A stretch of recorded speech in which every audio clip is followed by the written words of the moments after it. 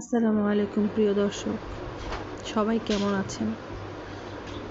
আজ আমার বেলকনিতে হুট করে নতুন অতিথির আগমন। নতুন অতিথির নামটা আমি জানি না, এত সুন্দর দেখতে মাশাআল্লাহ, তাই ওর নামটা রেখে দিলাম সুন্দরী। এই সুন্দরীর নামটা যদি কেউ জেনে থাকেন অবশ্যই আমাকে কমেন্ট করে জানাবেন। আর হ্যাঁ, সবাই কিন্তু মাশাআল্লাহ বলবেন এই সুন্দরীটার জন্য। আসলে আমি বড্ড বেশি লাকি।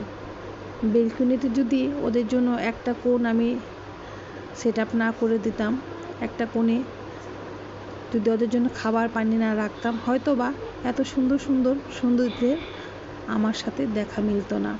আসুন আমরা সবাই মিলে ওদের জন্য ছাদ হোক, বাগান হোক, বেলকনি হোক, যে কোনো একটা জায়গায় একটা কোণে ওদের জন্য খাবার পানি রেখে দেই।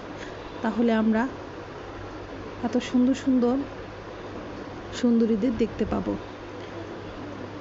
দিন দিন তো ওরা বিলুপ্ত হয়ে যাচ্ছে, তো আমরা সবাই মিলে যদি চাই